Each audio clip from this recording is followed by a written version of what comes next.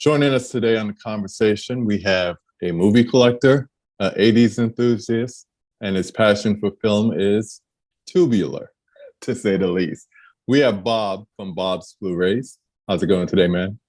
Good, good. I appreciate you having me. I'm super excited to be on here. Same, same. So the way we do this is we just go through random questions, but it's more of a conversation, so we can go back and forth. Just get comfortable, settle in, and we'll just make it happen. Good. Looking forward to it. It's going to be tubular. Right. Before we start with the movie stuff, I always like to come up with a non-movie question. So at the risk of losing our movie fans, I'm going to ask you a sports question. Okay. Movie fans, stay with us for a few minutes. Don't check out. But who's your favorite Tennessee Titan of all time? It's got to be Eddie.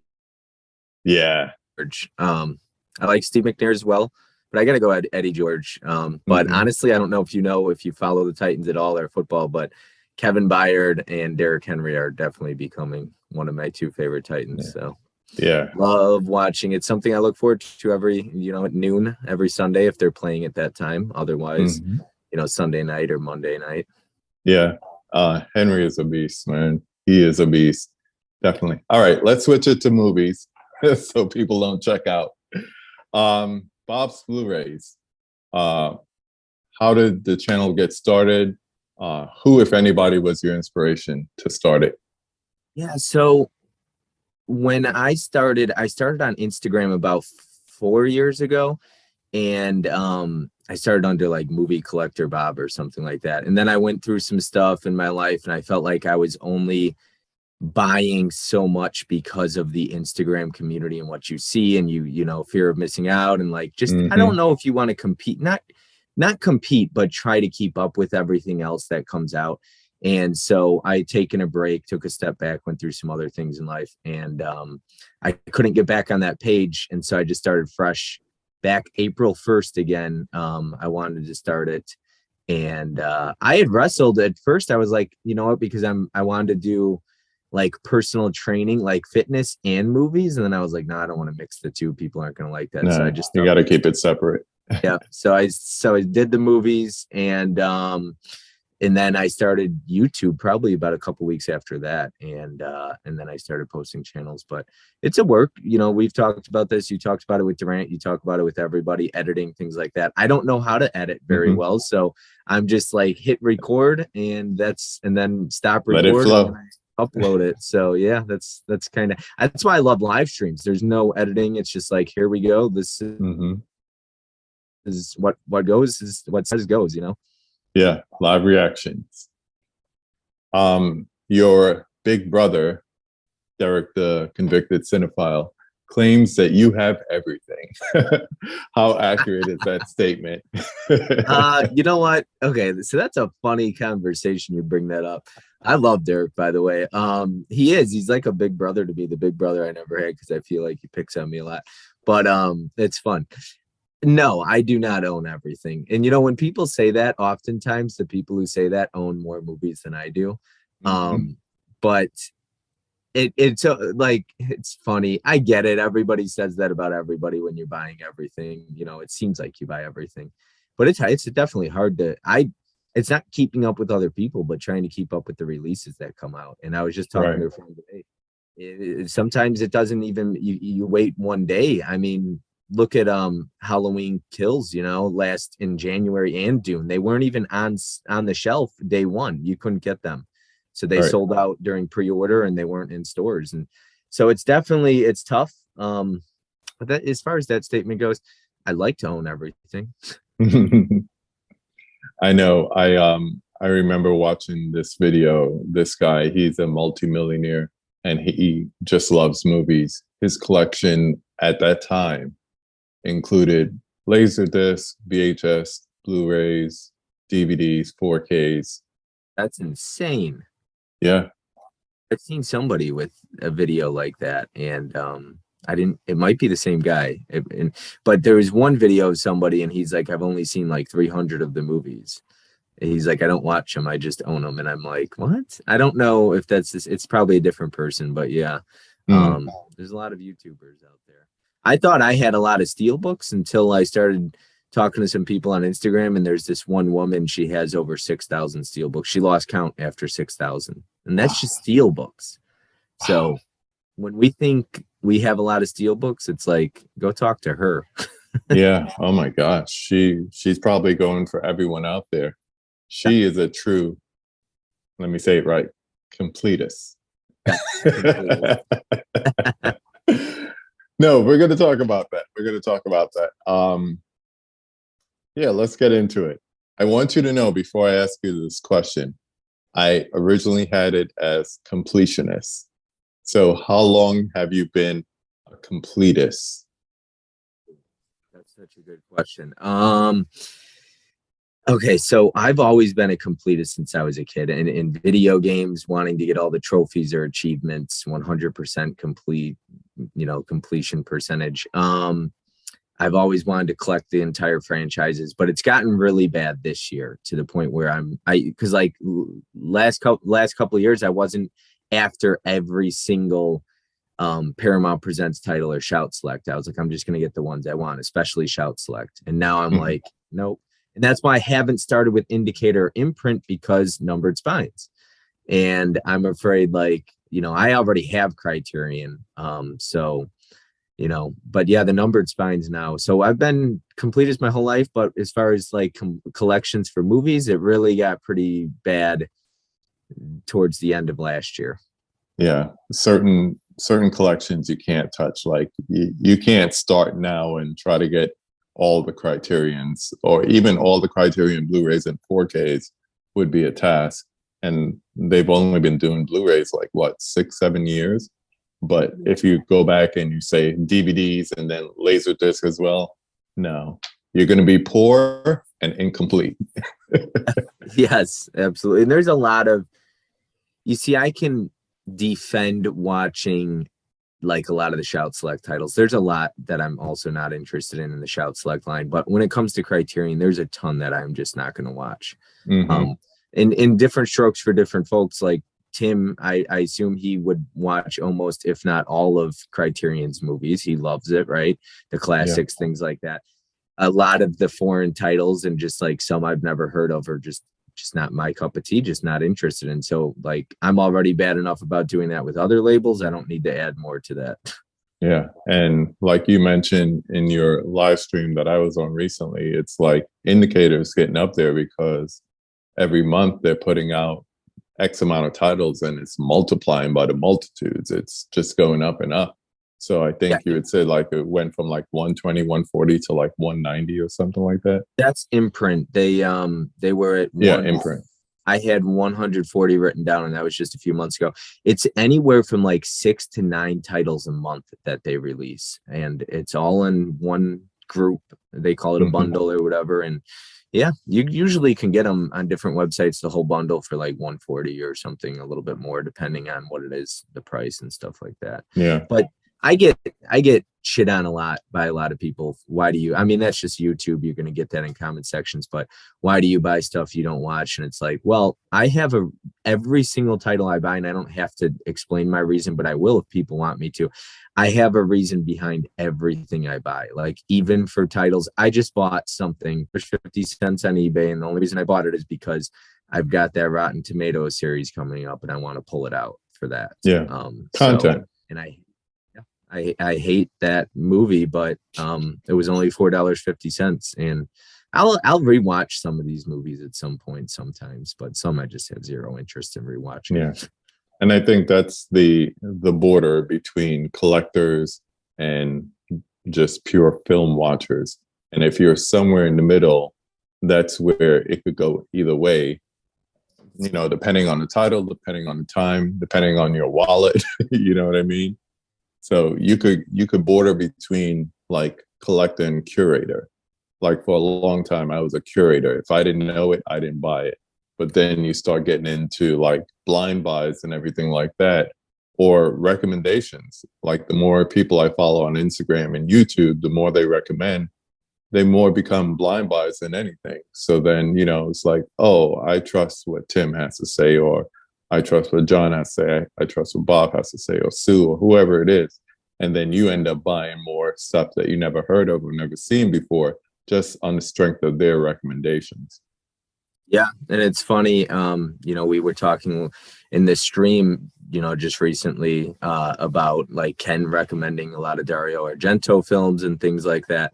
And I have a buddy on Instagram. He goes by I Want That Movie, and he Nice. will recommend like I have friends who know me. I'll watch just about anything.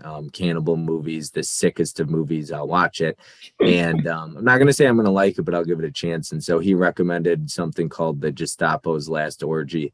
And I didn't know anything about it, but I bought it. It came with a slipcover. I was like, okay, click, add to cart, buy now. And so I called up my buddy and I was like, hey, I got some new movies coming in the mail. I was like, they're sick. Are you interested? And he's like, sounds good. Let's do it. So we all got to have that friend who is into the sick stuff.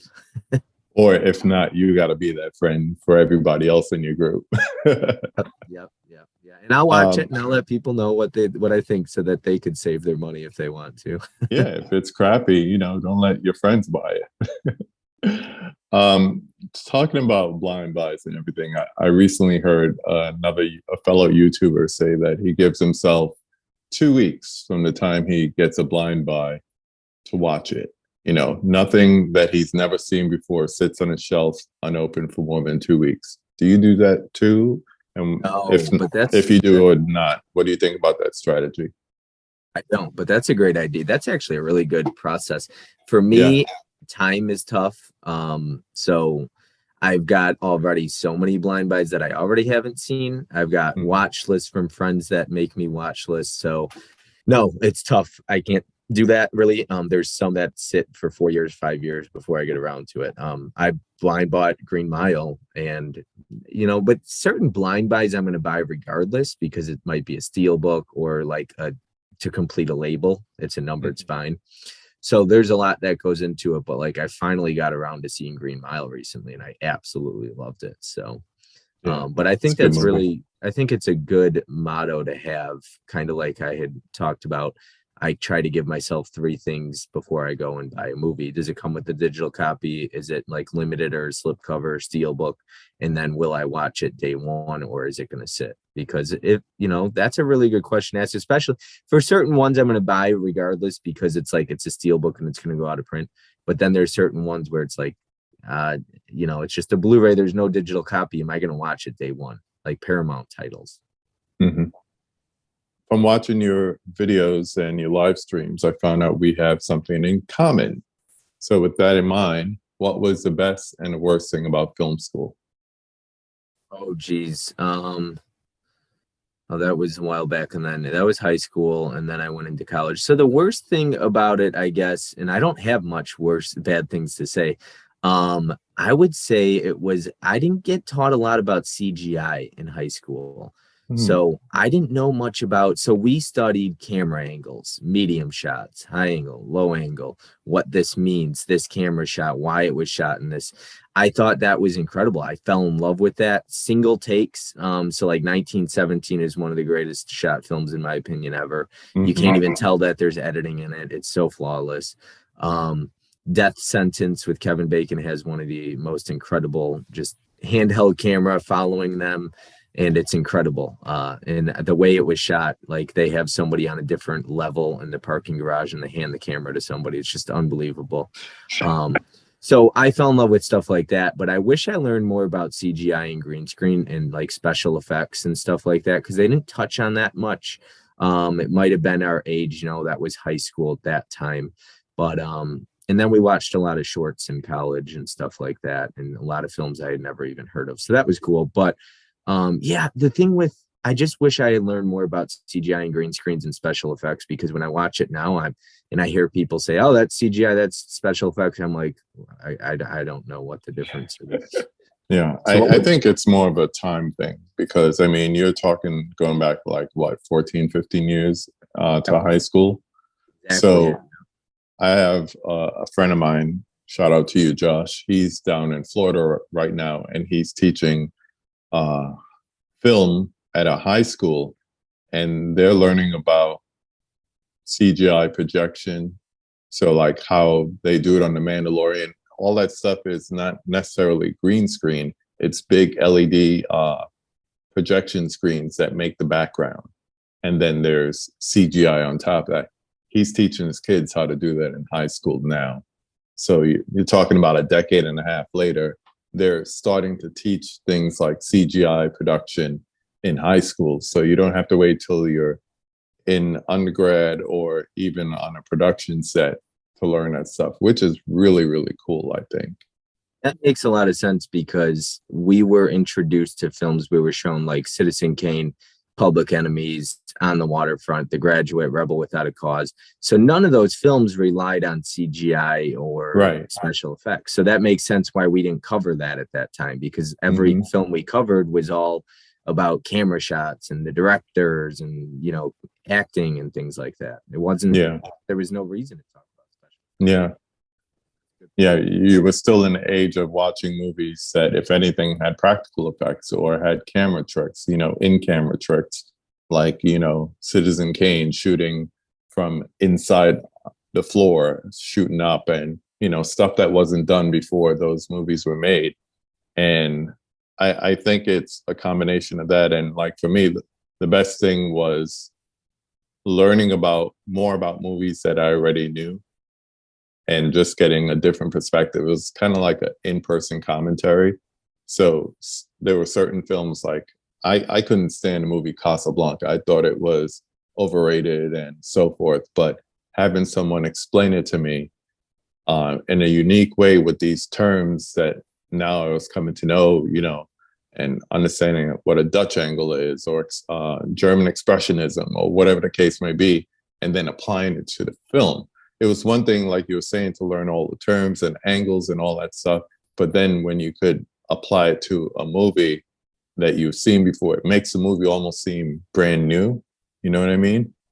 Yeah. And I would say the worst thing, and this is happening more and more, is like kids, because there's so many niches, you know, you might have somebody who's only into torture porn or people only like Tarantino-like films, and they refuse to watch anything else. So all they do is just focus on that. And it's like, there are such a big world of film and history, over 100 years of history and genres that you've untouched. Go watch a rom-com, you know? Go watch something like that and just understand a different way to approach filmmaking. You talked a few minutes ago about one-shot movies like 1917, but I know you also have an affinity for long takes. What is it about long takes that are so great? So I'm always mentioning Goodfellas as they're walking into the Copa. You start from on the street, you go through all the different back alleyways in the restaurant, and you come up and they're seated in the front of the stage, all in one shot. No takes, no breaks. So what is it about long takes that are so great in movies? Yeah, I think of they're pretty similar, but oh my God, it's just something. Do you ever just, you're speechless? You can't even come up with the words when you love something so much. There's one in particular, it's a Gaspar Noé film. It's gonna really bother some people that I say this scene in particular, because it's kind of like, it's called Irreversible. If you've ever seen it. You've seen it? Yep. Okay, so that's an tough movie to watch. Extremely uncomfortable film to watch. But there's one scene in particular, and it's unfortunately the rape scene in the movie. But there's the shot where he puts it's unbelievable filmmaking. But it's so, and it makes it more uncomfortable to watch too. But Gaspar Noé puts the camera on the ground, well, like in front of her face while she's being raped, and he leaves the camera there, and we have to watch this. We're forced as a viewer to watch this right in front of her face with her expressions and screams. And it's so uncomfortable. It was definitely the most uncomfortable I've ever been watching a scene like that. And then it's like 4 or 5 or 6 minutes long. And then he picks up the camera, walks around, and like goes behind her. And then we watch her get the crap beaten out of her. And, that to me is incredible filmmaking. And I don't say that saying, I loved that scene. It was so great. Right, But right. as far as a filmmaking perspective, that's one of the greatest shot scenes, in my opinion, because it's so uncomfortable to watch. It is so well filmed. And just it really makes you uncomfortable as a viewer. And if you could, I always say this, anytime a director can make an audience really squirm or feel uncomfortable, and I'm not talking about gore and cutting somebody's fingers off or something like that, but whenever you could really make somebody feel uncomfortable, and I think that says a lot. Feel Yeah. emotion, any kind of emotion. When you can make somebody feel an emotion watching a movie, that's always going to make me excited and happy, because I, you know what I mean? It's a movie. I'm not everybody's going to feel emotion from that. Like, whether it's anger, like there's a movie called Hotel Mumbai.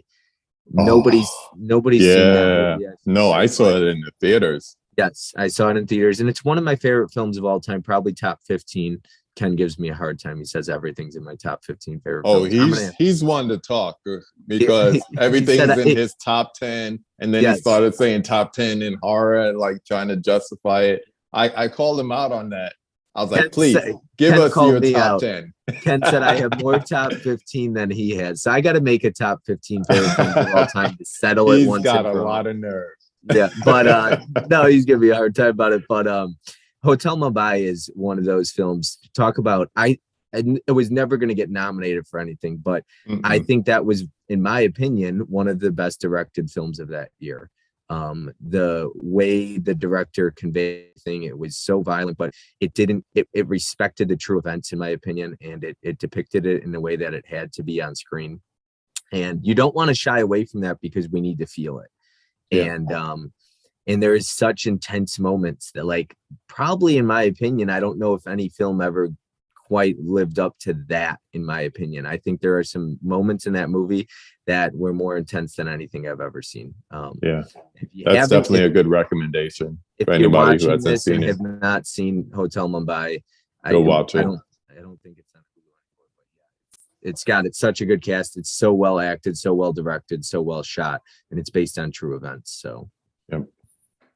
I think for me with long takes, it makes you feel more immersive while watching. It's also the same kind of charm that Breaking the Fourth Wall has, because when the person turns to you and starts to talk to you, the audience member, directly, movie watchers, I don't care if anybody disagrees with me, movie watchers are basically grandiose voyeurs. We like to see what's happening on the screen.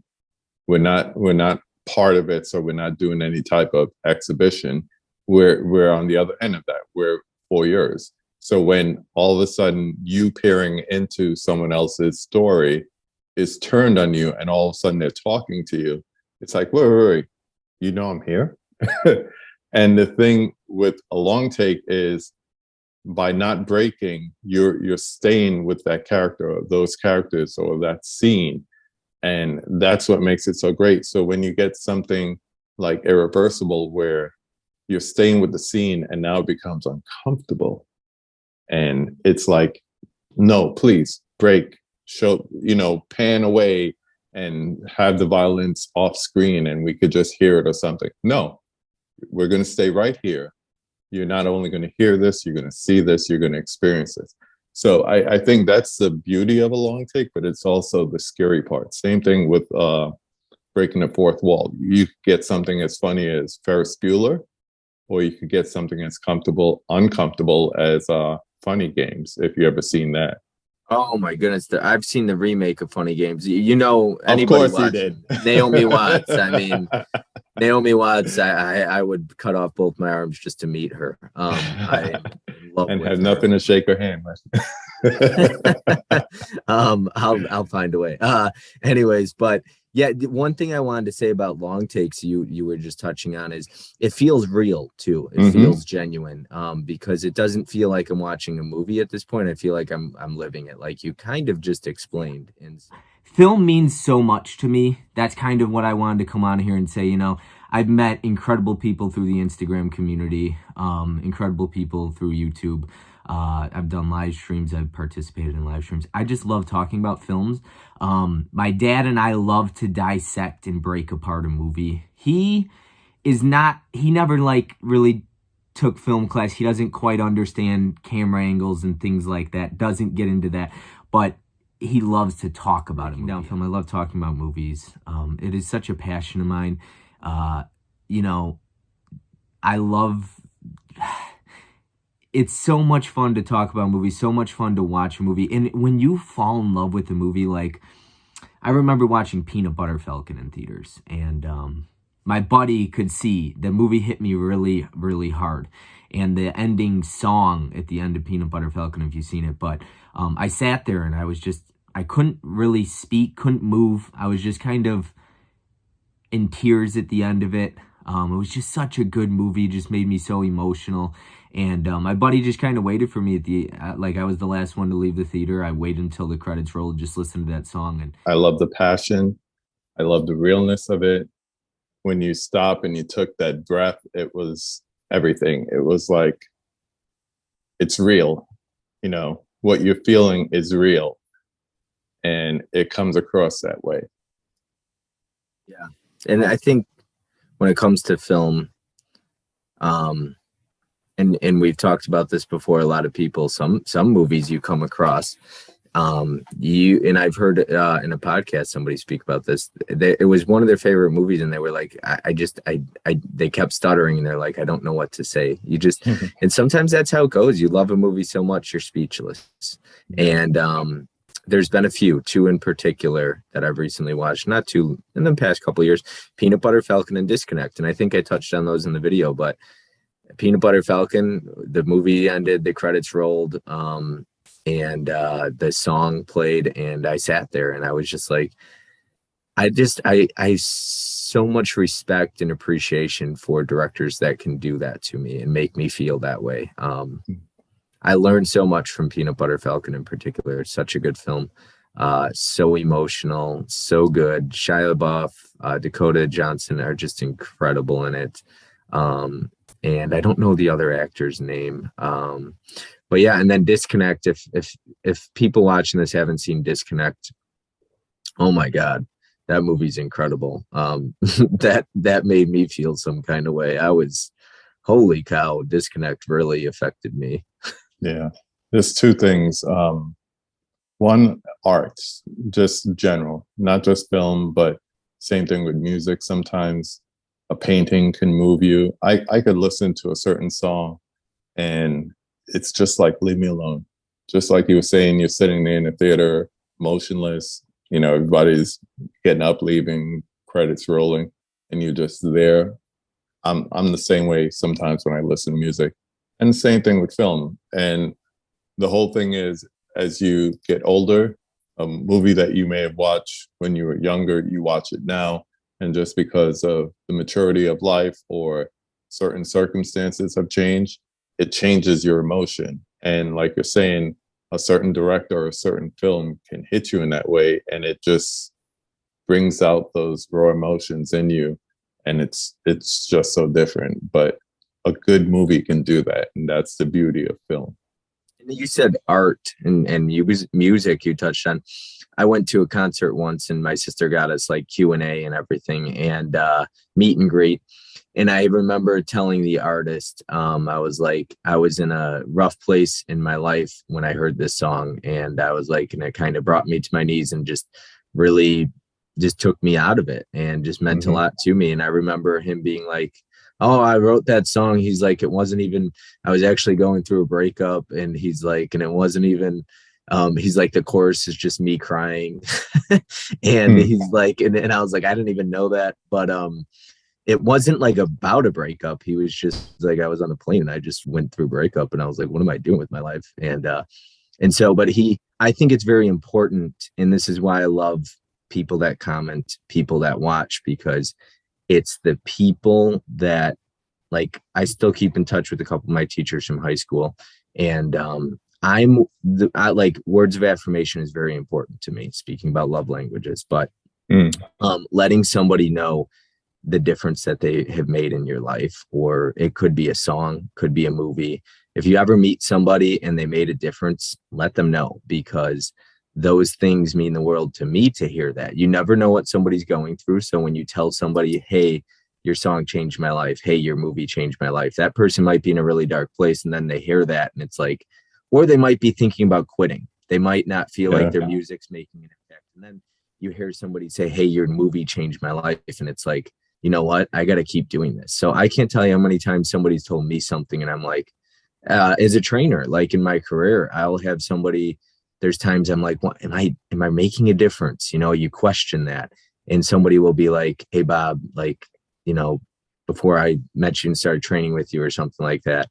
And, you know, you'll get some of those comments every once in a while. You really helped me. I was in a dark place. And it's like, I got to keep doing this. Even if it's for one person, I've always said this, even if you only have one person that, you know, you're making a difference in their life, you've got to keep doing it for them, because you're making a difference, and that one could turn into 100. So you got to do it for one. It's true. Whether, same with YouTube, whether you know, it's frustrating. We all want subscribers, we all want views, but if one person's watching and you're making a difference and they enjoy your channel, keep making it. The views will come.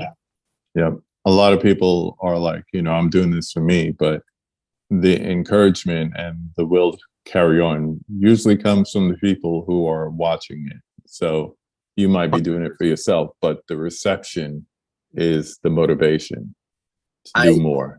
I wouldn't sit in front of a camera and press record if I didn't have people watching, if people weren't enjoying it. And maybe at first, but I continue to do it. Maybe I started for myself, but now I continue to do it for other people, if that makes sense. I hear you. I gotta switch up because we're going deep. Random question. If you could go back to the year you were born and see a movie released that year, which would it be? Terminator 2 Judgment Day. That's the answer I wanted.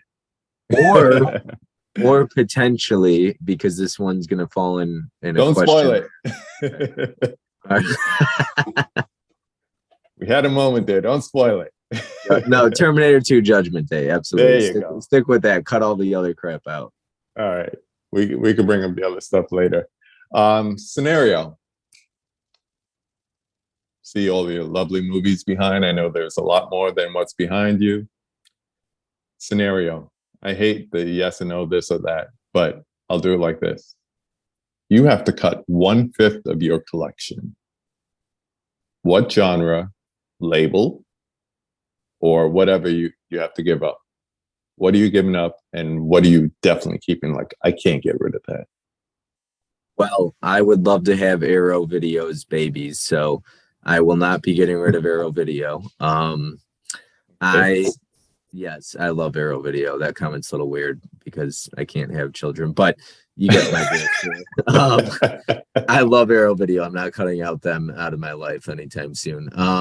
Maybe comedies, but not 80s comedies. Maybe like anything after the 90s. I love action. I love horror. Horror's not ever going to really fall into my top 10 favorite films of all time because it doesn't make me feel the way other films do. But overall probably my favorite genre. So I got to say, like, probably going to go with comedies. Comedies are fun, but nowadays especially they're not very good. Yeah, so your Superbads, your old schools, anything after 90 up. Yeah, okay. No, Wedding Crashers, that was 2000s, but for sure love that one. I love Superbad, but basically after Superbad, they were like started to regress pretty strongly. Hey, if it means keeping your arrows, get rid of them. 2 more before we get to the 5 takes. Besides True Believer, have you ever accidentally bought multiple copies of the same movie? No, Poltergeist recently, the damn digibook. Well, that's because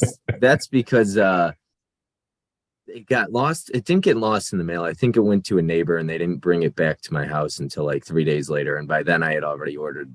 I won an auction for another Poltergeist digibook. But no, I don't do that too often because I keep a log of everything on Blu-ray.com. And but that True Believer really took me by surprise. And I found out why I ordered another one. It's because the guy it didn't come and it was like 2 weeks later. And that never happens on eBay. So it was a long time and I had ordered another one already. Yeah, I went to Dollar Tree looking for it because everybody was saying it was available at Dollar Tree. or A lot of those- $1.25 tree. a lot of those Mill Creek titles end up at Dollar Tree. A Mhm. lot of stuff I buy. I mean, shoot, Derek reminds me of this all the damn time. How much I paid for Rawhead Rex Steelbook, and he's like, I got it for $7.95, and I'm like, thanks, I paid like $39 for it. The whole thing is you got it. The whole thing is you got it. All right. And finally, I couldn't get through an entire conversation with you without bringing this woman up. What's your favorite Naomi Watts movie? That's unfair to ask me that. That's why I kept it for the end. Oh my goodness. Impossible's really good. I've got to like look at her film history to see off the top of my head here. Oh man, this is a deep question. It might be Eastern Promises. That's one. I just recently watched that. I thought it was incredible. I thought Good her movie. chemistry with Viggo Mortensen was excellent. King Kong's good. Mulholland Drive. I don't know. I got to rewatch that one. Funny Game. Got money. Mulholland Drive right there. Yeah. That'd be my answer. Honestly, Funny Games is remarkable too. Yeah. Her. She's doing that remake, A Good Night, Mommy. She does all these remakes. The Ring. And nobody knows this one, but she remade another movie. It was one of her first films ever made. It was called Down. And she did that with oh gosh, what is his name? I can't remember, but I think, yeah. And I kind of created this scenario in my head. It's kind of like, I think she sees these movies, and because she, was a member of PGA, she just said, I can produce a remake of that and I'll star in it, because I love it so much. And that's how Funny Games came about, and probably how Down came about, and so forth. So that's my theory to it. I guess to answer your question, I apologize. I guess it's either Funny Games or The Impossible. It's funny because none of her films would end up in my top favorite films of all time, but her as an actress, I absolutely adore her. Yeah. And The Impossible is definitely up there, though. That movie is, oh my goodness, emotional. You talk about just a ball of emotions watching The Impossible. She was remarkable in that. I thought she deserved an Oscar. And it breaks my heart. And if I don't see her win an Oscar one day, I'm gonna be fucking pissed. I got to rewatch that for the first time. That's how I categorize that movie. It's like I've seen it before, but it's been so long I want to rewatch it for the first time. Ready to do the 5 takes? Yeah, let's do it. I got some stuff to say on this, if you don't mind. So I expect nothing less. Number 1, name the film that made you fall in love with the movies. Okay, so this is a loaded one for you. I'm going to give a big answer. The first film I remember seeing in theaters, and there was a lot, like when I was 2, 3, and 4 years old, but I don't really remember it. But I remember 1997, but it was April, so I was only 5 years old at that time. I saw Anaconda in theaters with my dad. PG-13. Zombieland makes the mistake. They're like, first rated R movie I saw in theaters, Emma Stone says, and it's not rated R, it's PG-13. But so Anaconda, it's a funny one to say that's the movie that made me fall in love with movies. It made me fall in love with going to the theater with my dad, I should say. Number 2, name 5 of your favorite films. You've already done some of them, but add to that. No, I don't think I've named any of them yet. So okay, go for it. This was one of them, was the 1991. So let's see here. Okay, I've got it right here. I cannot wait to say this. Okay, so The Town is my favorite film of all time. Get out. Yeah. Really? Yeah. I just got the Steelbook the other day for that, the 4K Steelbook. Nice. Yeah. It's a nice Steelbook. But that's number 1 favorite film of all time. The director's cut is incredible, but the director's cut is not on 4K. It's only the Blu-ray. Yeah. Number 2 is Black Hawk Down with Josh Hartnett. Yeah. Good one. Number 3 would be Death Sentence, which I've talked about. So that's honestly, like, people are probably sitting here like, where's Star Wars? Where's whatever? And it's like, no, this is yours. Yes, this exactly. Is yours. I think outside the box here, this is what it means to me and things like that. Number 4 would be Backdraft, which might surprise some people, but that's the 1991 one where I said if I go back and watch it in theaters, it might be Backdraft. So, but the Terminator 2 is just an easy choice, hands down. The theatrical experience. I'm sure you saw that in theaters. Oh yeah. Yeah. Oh yeah. That was great. So Backdraft is 1991 as well. That is my favorite film from 1991, but Terminator 2 for sure. And then number 5 and 6, I have to give to because I have to go with 6. Number 5 is Cruel Intentions. I love that film. I think it's incredible. I think it's so good. It meant a lot to me when I was younger. Just the nostalgia too. We talk about nostalgia a lot in the movie community. And then number 6 is Men of Honor. Please tell me you've seen Men of Honor. Yeah. That's a Uh, surprising pick. Oh my goodness, I love Men of Honor, and I love that director. He's directed a lot of movies I love, but The Hate You Give is another one he directed.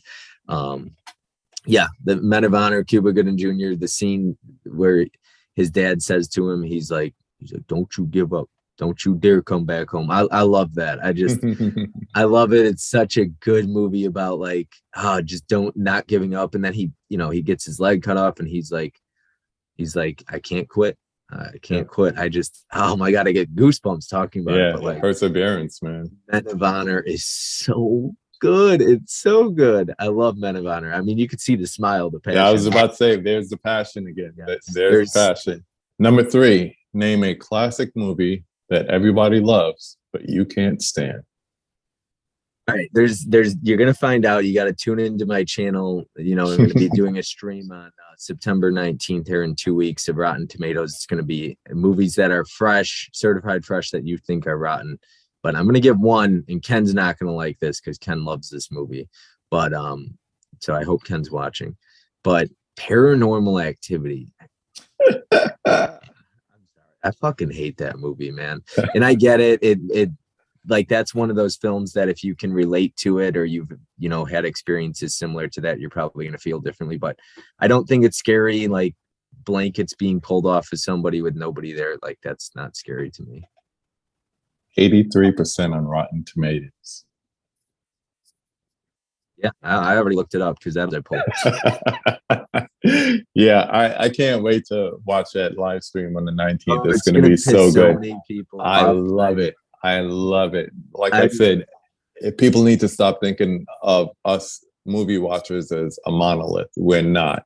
We're independent thinkers with opinions. I don't have to like what you like. You don't have to like what I like.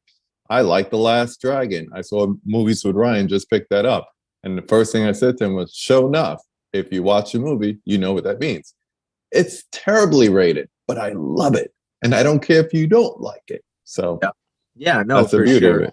That's the thing. And I have to give it like a disclaimer before it starts, but I'm going to say, hey, look, if you're really sensitive, you need to tune out right now because this is going to offend you. Like if you're easily offended, tune out. But understand, if we all hate every movie, if we pull 20 titles that you love, all that matters is you love it. And stick around to hear why we don't like it, and talk about it. That's what we're here to do. So let's flip that. Name a critically hated movie that you love. Okay, there's 2. Okay. So, I guess 3, a lot. But anyways, I've got 3 here I'm going to give. So A Man Apart with Vin Diesel. I feel like that's not critically, nobody talks about that. What is it called? A Man Apart with Vin Diesel and Lorenz Tate. A Man Apart. Yeah. That's a good one. Love that movie. But that wasn't the one I wanted to pull. I was going to say For Love of the Game. Oh. Kevin Costner. I mean, yeah. I think we talked Baseball about that movie. in the stream. Yeah. But I mean, Kevin Costner is probably my favorite actor, him, De Niro, and Tom Hanks. And but For Love of the Game, you got Vin Scully, doing the announcing. Kelly Preston. Kelly Preston in the 80s. I mean, is there anybody more perfect? Maybe Elizabeth Shue. I mean, so Kelly Preston. I need a moment. Elizabeth Shue, I got you there. Okay, I'm good. there's a lot of just bombshells in the 80s. Oh my goodness. So many. Phoebe Cates is another. People loves her. But yeah, anyways, Kelly Preston in the 80s. I want to see Mischief on Blu-ray one day.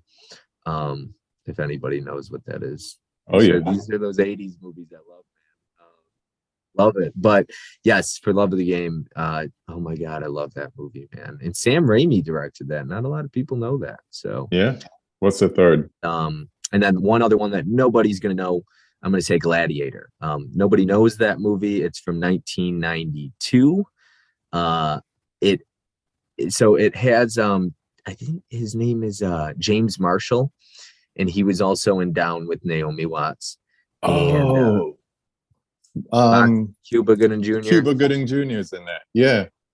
So nobody knows that movie. I don't even know if it's critically hated, but nobody knows what that is. When you say Gladiator, everybody assumes Russell Crowe. So. Yeah.